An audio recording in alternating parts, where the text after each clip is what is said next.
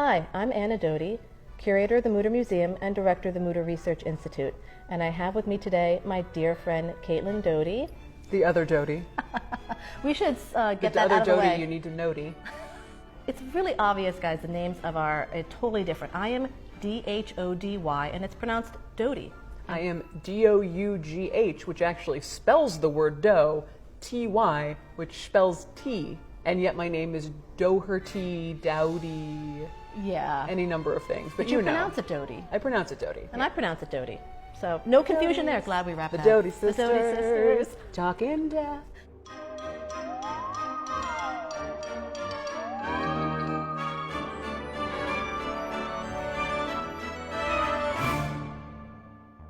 Now, we're here to talk about death, shocking, but very specific death in Philadelphia. Philadelphia was one of the hardest hit cities in the world with the 1918-1919 influenza pandemic. Did you know that? Second only to Pittsburgh, I believe. She knows. I knew I couldn't get you on that. They just told me that Okay, off true. camera. Pennsylvania, not in a good way, so we're very infamous for that.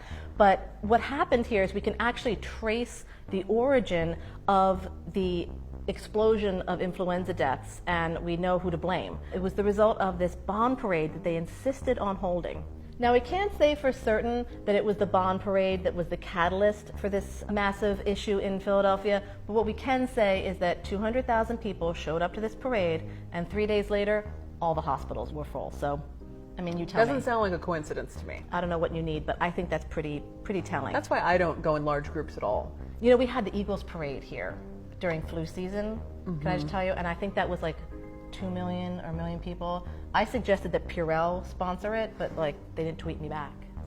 So what I have here, this is actually from our library collection. This is a scrapbook of all these newspaper clippings that were collected at the time that it was happening. So this is a unique, very delicate object that we have that really kind of chronicles in real time the epidemic. And what's really interesting is that there was a significant problem with bodies. And this is kind of bringing into my question with you. There were just no place to put them all. That could be a serious health concern, a public health issue, right? And also just what was it like to have bodies piling up? Is this something that you've ever had to deal with or learned about? No, yeah, I mean, there's lots of times that this has happened throughout history. In more recent history, it's been much more after a natural disaster, after an earthquake, the Titanic. They brought the bodies back to Halifax and put them on a curling rink because that was the only cool place that could hold all the bodies. But obviously, we need to also be thinking about it in terms of epidemics of any kind, especially if it's easily spreadable. Especially the most dangerous situation would be something like Ebola, where the bodies themselves were actually dangerous. So in this case, I don't think the dead bodies themselves would be a method of transmission, but so many people were dying at home.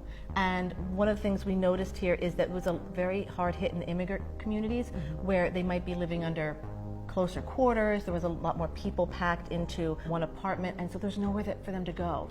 Well, it sounds like if it was transmitted by expectorating, coughing, sort of shooting out in that way, the live virus, if you were incredibly close quarters and someone is actively dying and coughing, yes, that person could die, but that doesn't mean that the people around them while that person was dying would not be infected by that point as well, correct? Yeah, and that's, I think, one of the reasons why more evidence towards blaming that bond parade is because you had 200,000 people from all the different neighborhoods in Philadelphia coming from far and wide.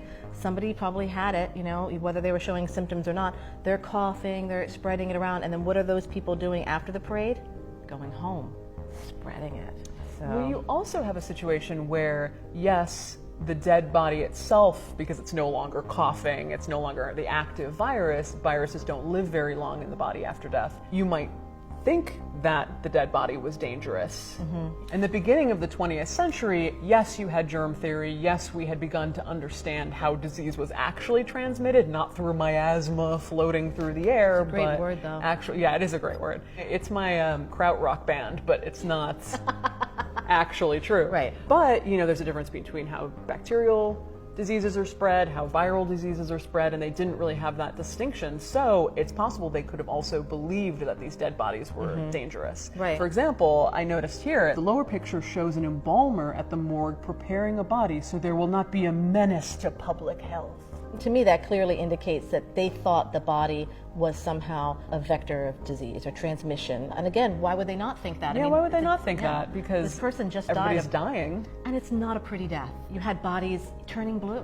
And they obviously just didn't have the facilities Right. to take care of them. Right. And so you had some people taking care of the bodies at home, but if you weren't quite sure if it was still safe to have the body at home, you probably just felt like you had to either bury it yourself or you had to turn it over to a funeral director who might be overcharging you, or leaving them in one of these piles that had started to develop of the bodies. Yeah, you see we have this very interesting picture right here that shows just coffins stacked up. Well, you notice from these photos, too, that they're obviously hand-digging these graves. Right. And it's hundreds of men hand-digging these graves, so they didn't even have the ability we have now. Like, say there's a huge earthquake somewhere.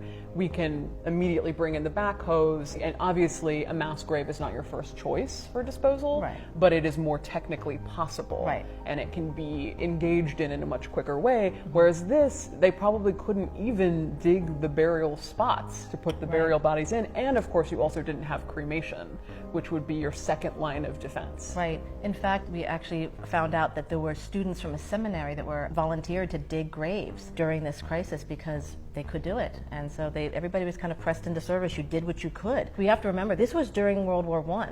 Right. So you have a significant depletion of the young male population anyway that's off to war. So you're talking about an under-resourced industry anyway. So people were piling up. I often say that I think that World War I, in combination with the flu epidemic, doesn't get enough credit as for what really changed death care in the United States, because you have the Civil War, which most people talk about as this is when embalming rose, and this is where you had to transport the bodies from the South back up to the North, and then into the 20th century you have these embalmers really trying to make embalming a thing. I especially love what it says here. The caption is "embalming victims" at the city morgue, which you don't usually see it put like that. Yeah. But the embalmers are trying to do this and make it a real career, and funeral directors are doing the same. But I think just the pure sheer amount of death that happened in World War I and with the influenza really tired out the population to the idea of treating each death themselves and caring for each body themselves and having that kind of relationship with it. You really see a lot of people saying,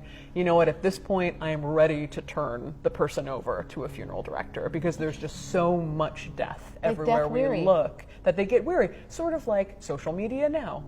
You know, there's so much going on that's so dark that you just get weary and you run out of steam. Right. I like and how your you're empathy.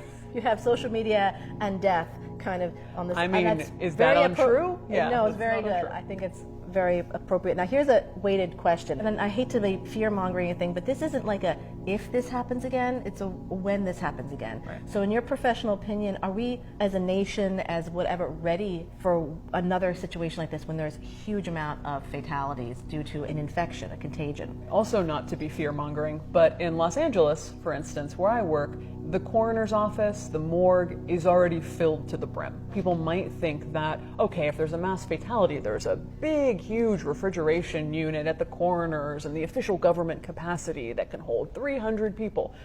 No. Those are already filled with indigent dead, people who haven't been autopsied yet. We work with a crematory that's on the larger side, and there's room for perhaps 100 bodies. Perhaps, you could really make it work, especially if you really stacked people up, which you wouldn't normally do, which wouldn't be legal or ethical normally, but in a situation of mass death might be your only choice. I don't believe that we have a really smart system in place for, deputizing large storage freezers for food or for other thing and saying we're coming in and we're using this. On an average day in Philadelphia at this time period, you were looking between about 50 to 70 people a day would be dying. So then you had October 12th, to kind of put that in perspective, 861 people died that day alone. And there would be another couple hundred the next day and another couple hundred the next day. So if you were in a situation, 861 people dropped dead in one day in LA, what's going to happen? Well, I think we could do 861 people, but I sort of do wonder about things like social media. Yeah. About, do we know why it's happening? Is it clear why it's happening? Do we have a plan in place? We just recently got an email, the coroner's office looking for volunteer funeral homes for Ebola. And I told my friend who works in healthcare in Washington, D.C., I was like, hey, what do you think about this? And she said, oh, they should not have sent that. But at the same time, how do you prepare funeral homes? We don't want to get people into a frenzy over something that hasn't happened yet. But then again, you also have to be prepared for the worst case scenario. Right. We do have national mechanisms in place for mass fatalities. It's called DMORT, which I believe is Disaster Mortuary Operations and Response Team. And I think there's about 10 regionally, and then they will mobilize to the site of a plane crash or a very localized incident, and you might have multiple DMORTs going to like one plane crash. Yeah. So imagine if every city has hundreds of fatalities, even if you did mobilize all of those units, they would still rapidly become overwhelmed, because I think those are meant for very specific one-off disasters. Right. And I think what most people don't know about something like 9/11 is, yes, they set up all these big tents and they had all the autopsy technicians or medical examiners come in, but there wasn't much left. Right. You're not talking about whole perfect bodies where whole perfect autopsies were performed on them. They were just sort of doing what they can with cataloging what was left. And we're still doing it. And they're still doing it. The work continues to this day. So there's a difference between major mass fatality versus someone comes in and is quite whole. They're quite together and they've just died of this terrible disease, but there's also 1,000 other people just like them. Right. That's a lot of flesh. That's a lot of body. That's a lot of people who want a decent burial or cremation for them as well. And also October, it might not have been freezing cold, no refrigeration really, so they're rapidly decomposing most likely. And if you have a cremation machine, a big standard industrial cremation machine, each cremation takes anywhere from an hour to 2 hours, but then it has to cool down before you can remove the body from that. So unless we were to get to a point where we're putting multiple bodies in at a time, which I think it would have to get pretty bad before that decision was made, you know, we're still only talking about maybe 12 cremations a day per machine. Wow. So you have 3 machines, that's only 36 bodies. Yeah. So cremation would have been almost non-existent in 1918. To put it into perspective, into the 1980s in the United States, the cremation rate was only 3%. Wow. But it's now over 50%. So we've had a huge jump in the cremation rate. Do you think that's more economic? Is it more socially accepted? Is it more people of the religion who accept that? What do you think is the main driver? All three, all three of those things. The idea of cremation being simpler, easier, but I will say that it's actually not quite as effective as just burying people in trenches for something like this. Yeah. They do train you in disaster situations, if you're going to be a mortuary technician, if you're going to be in that situation, to very carefully label each body. The name, you know, possibly their social security number if you have it, pictures of them, identifying marks on them. And if you're really specific about that and you put that sort of laminated with them, the hope is that once this pandemic, epidemic, whatever it is over, you'll be able to exhume that communal grave and give the individual people the burial that their family might have wanted. I'm mindful about what you said about the limitations of cremation. Do you think that might actually be what would happen even in 2019, 2020, because we just don't have the infrastructure for all those cremations? If we did have an event like this, they'd probably do something like that, just get people in the ground with those identifiers and hopefully... You know, we have much more access to refrigeration now, and the body will last under refrigeration for a very long time without too much material change in the body. So it's quite possible that, again, if you could deputize these large freezers, you could put hundreds of bodies in one, and as long as they were well labeled, well identified, you wouldn't have to take immediate action on that. You could wait months before you took action on it. Right. And that body would essentially be fine. Would that be like taking an eminent domain over a TGI Fridays? Exactly. That would be bad. Like I mean, sometimes I just want to do that even without an epidemic. I mean, I am going to just eminent domain your freezer. Yes, bust into a 7-Eleven. The carne asada is coming out, sir. and the people are going in. I could see that happening. Because who's going to want to go out in the middle of all this and get nachos? I know that refrigeration was less available at that time, but was there any move to refrigerate bodies in Philadelphia while this was going on? As a matter of fact, there was a brewery. It was called Commonwealth Brewery. Apparently not the same one that exists today. They voluntarily cleared out their cold storage to put bodies in. So that was very nice of them. That was nice of them. What a nice corporate gesture. Yes. You know, it's interesting because they had all these cures, and I think alcohol, but not beer, but whiskey was touted as a possible cure, as was red pepper sandwiches. Just like bread, red pepper bread? Yeah, and I think it was even bell pepper. Not like even spicy pepper, but just a red bell pepper sandwich. Red bell pepper. But to be clear, you still need a flu shot. I mean, you can have the red bell pepper sandwich, but that's not also what the flu shot. Gave me not the flu last year. Red bell peppers have more vitamin C than oranges. Huh. Also a scurvy cure. Yes, the more you know. Do. Well, Caitlin, thank you so much. This was so much fun. Anytime we can get together and talk death, it's just one of my favorite Careful things. what you wish for. I live at the Mütter now. Yes, well, you have permanent residency whenever you want. You can visit Caitlin's web series, Ask a Mortician, and please come and visit our newest exhibition, which will be opening on October 17th. It's one of our most ambitious to date. It's called Spit Spreads Death.